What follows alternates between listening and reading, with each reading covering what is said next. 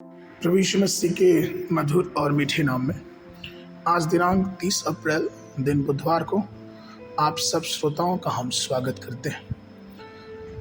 आज के दिन के लिए जो वचन लिया गया है मत्ती रचित सुसमाचार उसका 22 अध्याय 41 और 42 पद। तब फरीसी इकट्ठे थे तो यीशु ने उनसे पूछा कि मसीह के विषय में तुम क्या समझते हो, वो किसका संतान है? उन्होंने उससे कहा, दाऊद का। प्रिय शिक्षक अक्सर अपने विद्यार्थियों से विचार करने वाले प्रश्न पूछते हैं। वो इसलिए ऐसा करते हैं कि पाठ की गहराई को विद्यार्थियों को समझने की मदद मिले। इसी तरह यीशु मसीह ने फरीसियों से बात करते समय कटु प्रश्न पूछे और उनके उत्तर देने के लिए उन्हें मजबूर किया। उन्हें जो सबसे महत्वपूर्ण पूछे उनमें से एक था कि तुम मसीह के बारे में क्या सोचते हो, वो किसका पुत्र है? फरीसियों ने उत्तर दिया, मसीह दाऊद का पुत्र है। यीशु ने उन्हें उत्तर दिया मत्ती 22, 43 और 45 में कि उसने उससे पूछा, तो दाऊद आत्मा में होकर उसे प्रभु क्यों कहता है कि प्रभु ने मेरे प्रभु से कहा, मेरे दाहिने बैठ तब तक कि मैं तेरे बैरियों को तेरे पांव के नीचे ना कर दूं। भला जब दाऊद उसे प्रभु कहता है तो उसका पुत्र क्यों कर ठहरा?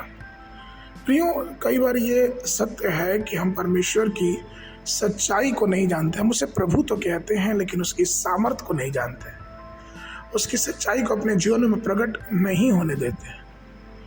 और ये जरूरी है प्रियो कि हम परमेश्वर के विषय में क्या सोचते हैं, ये बहुत ही जरूरी है। हम क्या सोचते हैं या फिर हम ये प्रश्न पूछे कि हम क्या जानते हैं कि प्रभु हमारे लिए क्या है। दूसरा इतिहास उसका 15 अध्याय 2 पद कहता है कि और यदि तुम उसकी खोज में लगे रहो तब तो वह तुम्हें मिला करेगा, परंतु यदि तुम उसको त्याग दो तो वह भी तुमको त्याग देगा। अर्थात हम उसको क्या सोचते हैं और उसको क्या हमारी खोज उसके लिए है। जिस प्रकार से मत्ती 7:7 में यीशु मसीह ने कहा कि ढूंढो तो तुम पाओगे। अर्थात अगर हम प्रभु के निकट सच्चाई में बने रहे हैं तो हम उसे पाएंगे। लेकिन फिर भी अभी भी प्रश्न यही है कि हम उसके विषय में क्या सोचते हैं। क्या हम प्रभु को अपना परमेश्वर मानते हैं? क्या ये कहते हैं कि परमेश्वर हमारा प्रभु है? अगर ऐसा मानते हैं तो अपनी सारी चीज़ों को हम उस महान परमेश्वर के हाथों में कर दें।